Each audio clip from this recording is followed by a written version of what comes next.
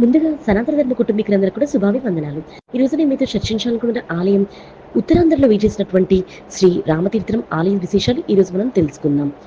రామాలయంలో శ్రీరాముని పట్టాభిషేకం, సీతారాముల కళ్యాణం అత్యంత వైభవంగా జరుగుతాయి. మహాశివరాత్రి, కార్తీక మాసం వచ్చిందంటే శివాలయాలు భక్తులతో కిక్కిరిస్తాయి. ఆయా నెలల్లో ఆయా ఆలయాల్లో వేడుకలు నిర్వహిస్తూ ఉంటారు. కానీ ఏడాది పొడవునా ఉత్సవాలతో నిత్యం భక్తులతో రద్దీగా ఉండే క్షేత్రమే రామతీర్థం.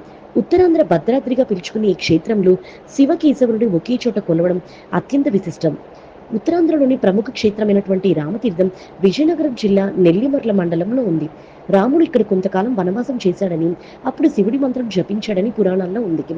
అందుకే శివరాత్రితో పాటు కార్తీక మాసంలోనూ ఎక్కడెక్కడి నుంచో భక్తులు ఇక్కడికి వచ్చి పూజలు చేస్తూ ఉంటారు. ఈ ఆలయానికి ఉత్తరాన 2 కిలోమీటర్ల పొడవు, 600 మీటర్లు ఎత్తున్న ఏకశిలా పర్వతం కనిపిస్తుంది. దీనిపైన సీతారాములు, పాండవులు సంచరించారని చెప్తారు. రామాలయం పక్కనే ఉన్నటువంటి కోనేరులో నీరు ఏ కాలంలో అయినా ఇంకిపోవని చెప్తారు. ఆ నీటి మడుగు నుంచి పశ్చిమం వైపు వెళ్తే భీముని గుర్రం, గాడిపొయ్యి, బుద్ధ విగ్రహం, పర్ణశాల, పలుకురాయి, పాండవుల పంచులు, సీతమ్మ పురిటి మంచం తాలూకు చిహ్నాలు కూడా మనం చూడవచ్చు. అసలు ఈ క్షేత్రం యొక్క స్థల పురాణం ఇప్పుడు మనం తెలుసుకుందాం. ద్వాపర యుగంలో పాండవుల వనవాస సమయంలో ఈ ప్రాంతంలో సంచరించారని ఒక ప్రతీతి కలదు. ఆ సమయంలో కృష్ణుని కూడా తమతో రమ్మని పాండవులు కోరితే సీతారామలక్ష్మణుల విగ్రహాలను వారికి అందజేసి తన బదులుగా పూజించమని చెప్పాడంట. ఇక్కడ భీముని గృహం ఉండడం వారు సంచరించడానికి ఆనవాళ్ళని చరిత్రకారులు చెప్తారు. 16వ శతాబ్దంలో ఈ ప్రాంతాన్ని పాలించినటువంటి పూసపాట సీతారామచంద్ర మహారాజుకి రాముడు కలలో కనిపించి ద్వాపర యుగంలో పాండవులకు ఇచ్చిన విగ్రహాలు ఇక్కడ బోడికొండపైన ఉన్న నీటి మడుగులో ఉన్నారని చెప్పారంట. ఆ రాజు విగ్రహాలను వెలికి తీయించి ఆలయాన్ని నిర్మించారు.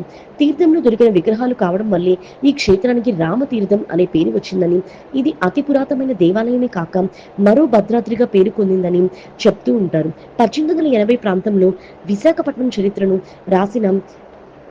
రాసినటువంటి కార్మైకల్ దొర ఈ క్షేత్రం గురించి అందులో ప్రస్తావించడం ఒక విశేషం.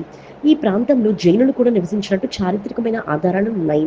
ఇక్కడి కొండల్లోని గురుభక్త కొండ, దుర్గకొండ అనే కొండలపై ప్రాచీనమైనటువంటి బౌద్ధాలయాలు ఉన్నట్టుగా వాటికి చారిత్రమైన ప్రాధాన్యం ఉందని చరిత్రకారులు పేర్కొన్నారు.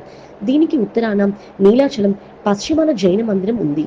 ఇక్కడ ఉండే ఇతర ఉపాలయాలు వైకుంఠనాథ స్వామి, వేణుగోపాల స్వామి, లక్ష్మీదేవి, మాధవ స్వామి, వరాహలక్ష్మి, నరసింహస్వామి, ఆంజనేయ స్వామి, ఆళ్వారుల సన్నిధి, ఉమా సదాశివ స్వాములను కూడా దర్శించుకోవచ్చు. మరి తెలుసుకున్నారు కదా రామతీర్థం యొక్క క్షేత్ర విశేషాలు. ఈ వీడియో చూసిన మీ అందరికీ కూడా కృతజ్ఞత. ముందుగా సనాతన ధర్మ కుటుంబీకులందరూ